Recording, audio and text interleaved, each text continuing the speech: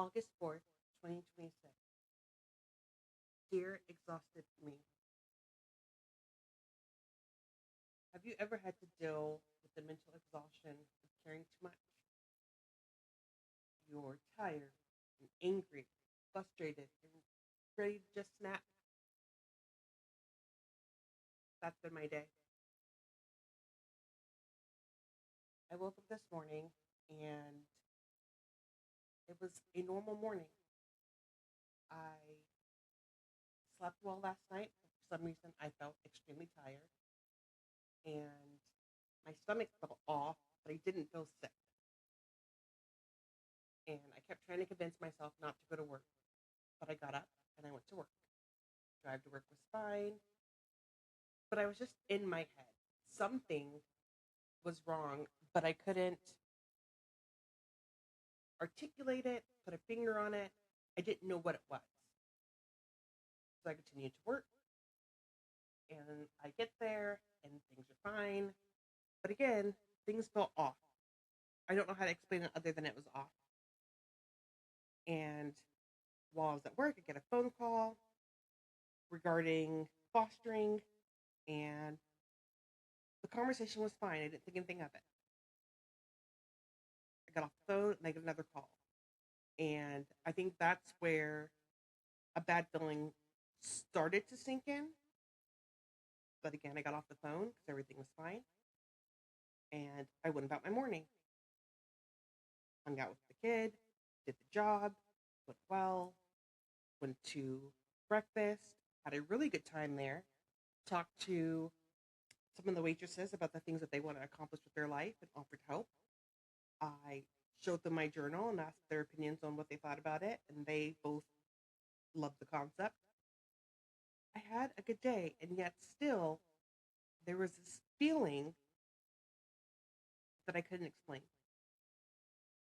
So I go back to work because I work a split shift, and I go back, and my supervisor's on the call, and it goes well.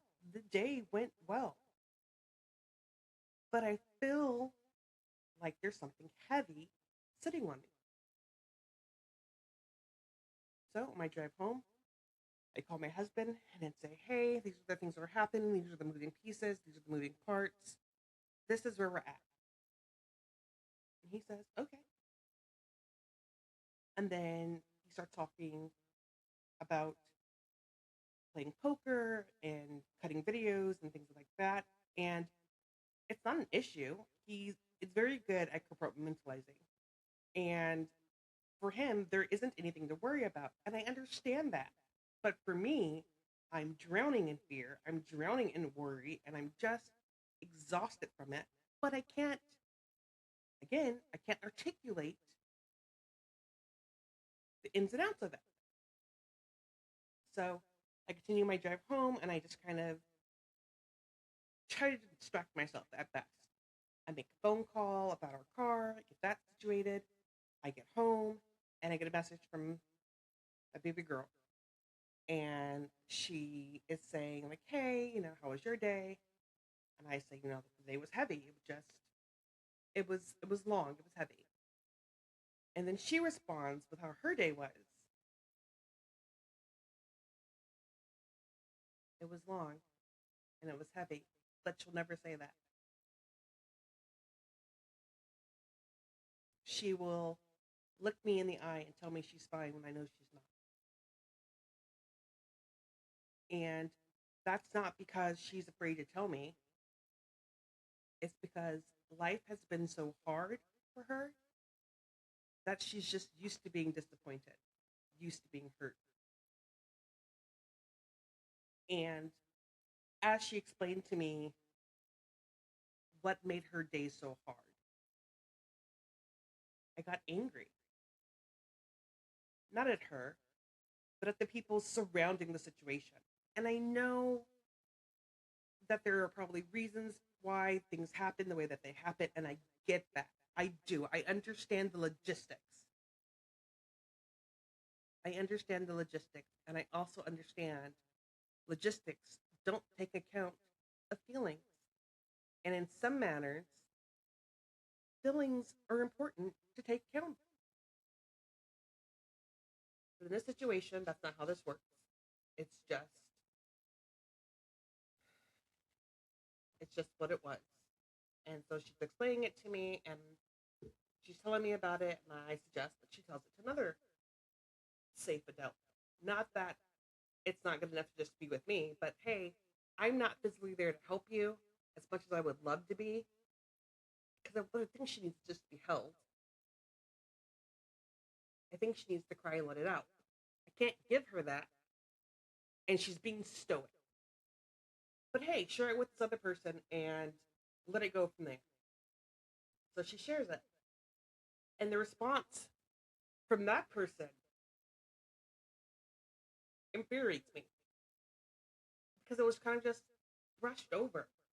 And I'm hoping that there's more to that conversation that I don't get to see. That after she got off the phone with me, more conversation happened. I don't know that. I'm hoping that. But even with my hope of that being the case, I don't understand how you can hear somebody say what she said, and at the forefront of that, not say something back. How do you look at a child who is clearly hurt, clearly sad, and just not acknowledge what was said?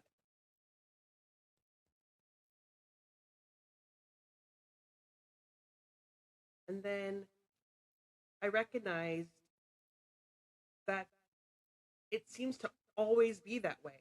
Those of us who've had to be extra strong, extra brave, we get asked how we're doing and we're always fine. It's okay that that happened. It's fine that that happened. It's not okay and it's not fine. But that's all she can say because that's just how it is. And I've been in that position before. I've been in the position to where I have to explain to people, hey, I don't talk to this person anymore. They were supposed to mean so much to me. They were supposed to be a big part of my life. But, it's okay. It's okay that they don't choose to be a part of my life anymore. It's okay. Inside, I don't think it's okay. Inside, it doesn't feel okay. Inside, I feel like I'm losing a war that I never was prepared to fight to begin with.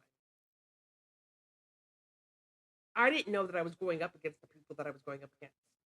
I never thought in a million years my war would be against someone like my mom. And I'd have to say, hey, she doesn't talk to me. Hey, she's not a part of my life. It's okay. It's fine. I didn't think I would have to ever explain to myself. Forget everybody else.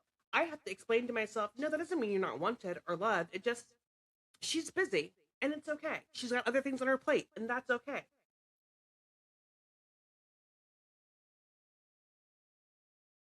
I am exhausted. I'm exhausted for me and I'm exhausted for every child I've ever watched go through the system who I know struggled with. It's okay. Every part of me wishes I could change that for them. I can fix it. I can't fix it. I can't change it. I could just be really angry and really exhausted.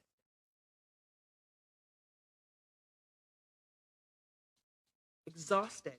Because heaven forbid people should step up and do what they were meant to do. If you're going to have children, if you're going to bring children into this world, the very least you could do is emotionally be there for them.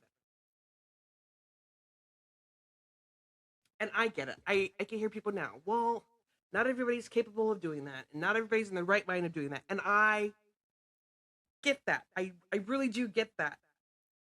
But as a child who's experienced that life, we don't give one flying fuck that our parents couldn't do that.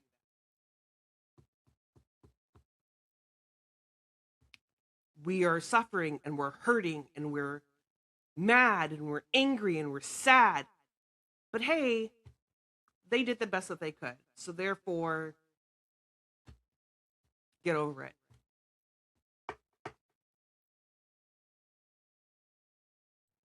I'm exhausted. I'm exhausted with pretending I'm okay when I'm not okay. I'm exhausted with pretending that watching these kids go through mounds of shit because their parents won't do what they need to do, it's okay. Well, no one's saying it's okay. They're supposed to be doing these things to get right and to get better.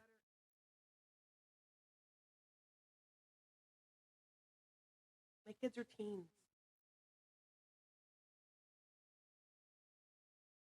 They're teens who will probably never go back home.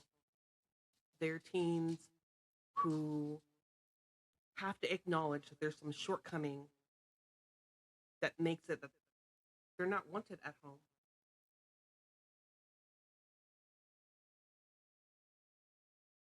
I can't make that better for them.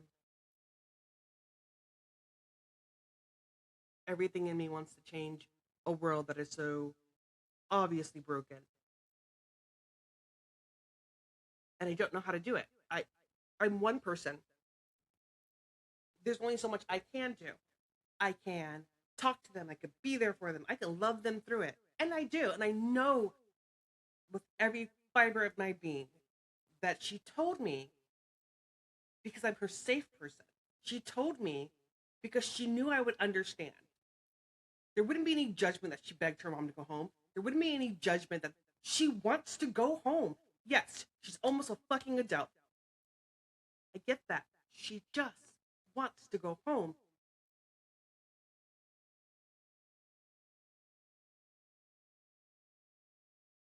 And she gets no say in that and no choice in that. And while her feelings are valid, her feelings go ignored.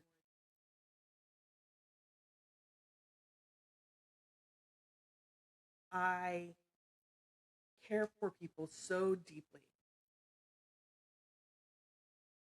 that I watch this happen and I feel it. As she sat on the phone with me, I could see it. I could see the hurt. I could see the pain.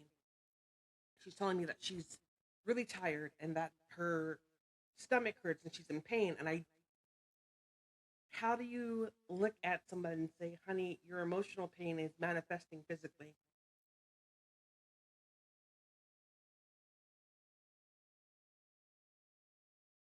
How do I sit back and watch you hurt? Because that's what I have to do. I have to sit by and watch her hurt. I can't save her from it. I can't change the situation. Yes, I love her dearly. She knows that I love her dearly. She knows that I will be there.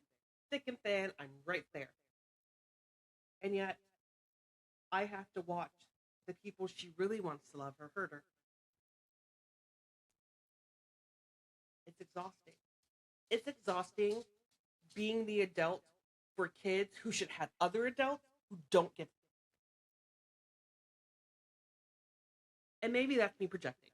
Maybe that's me saying, hey, that's how you feel. That doesn't necessarily mean that's how they feel. I hear you. I get it. I could be absolutely wrong. I do know how I feel. I do know what they're telling me. I do see what they're going through. And it's exhausting. I'm exhausted. I will be 43 in September and I'm exhausted.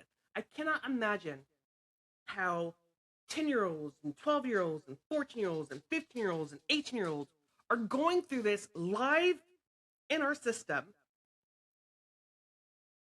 and they're still supposed to do everything they're supposed to do.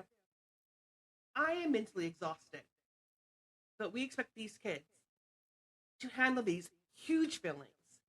Go to school, go to work, show up, don't be depressed, don't be upset. Things aren't that bad for you.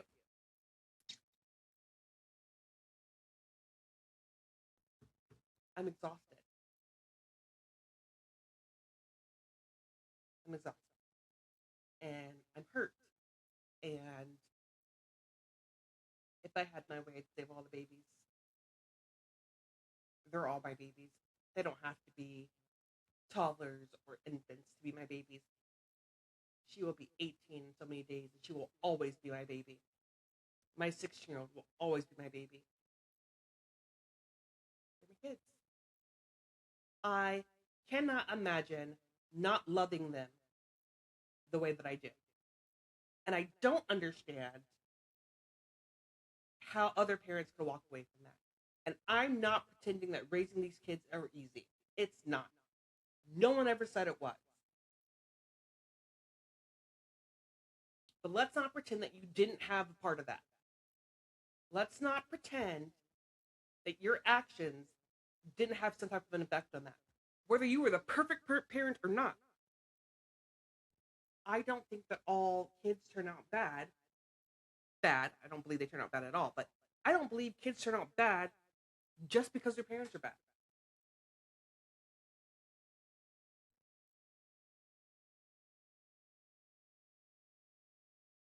But we can acknowledge that there was something missing.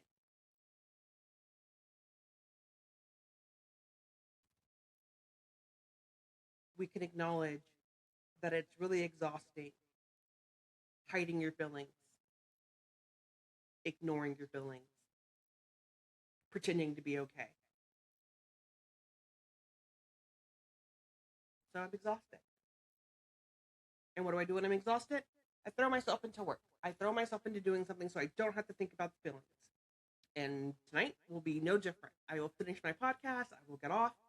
I will work on my journal, make sure I can get that set up and got out. I will stay up later than I need to. Because again, I have to figure out how to get my brain to shut off. So I'll be exhausted, physically and mentally. Because loving is hard. Caring is hard. Not hard in the sense that I can't do it, I'm incapable of doing it. Hard in the fact that I have to watch people that I love and care about hurt. And I can't do anything about it.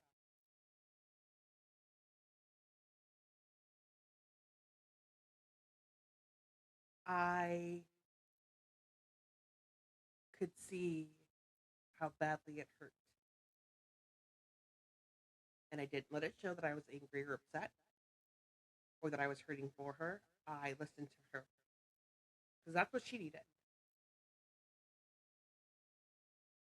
She needed an adult to show up in her life and say, I'm still here for you. I will always be there.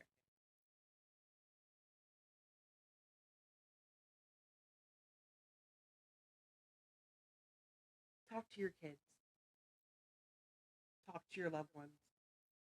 Moms, dads, sisters, brothers. There are a world of people out there who are exhausted.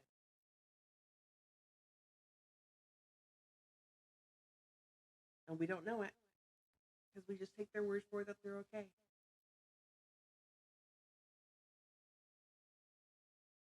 I hate that. Yesterday, I talked to my brother, and I didn't realize how exhausted he was.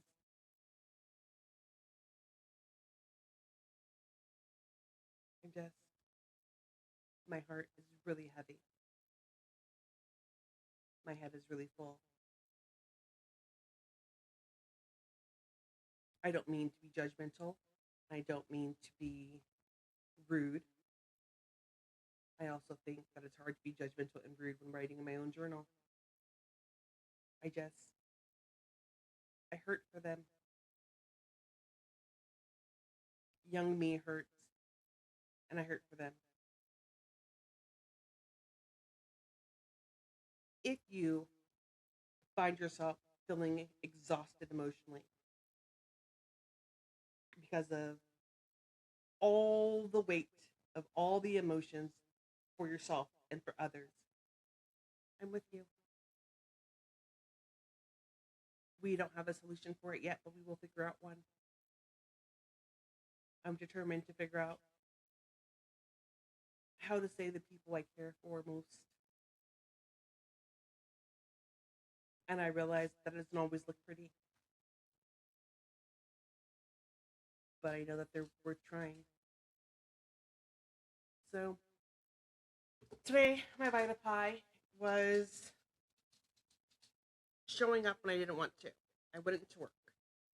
I asked opinions on my journal, which was hard for me because I was afraid everyone was going to say they hated it. I talked to a kid who was hurting.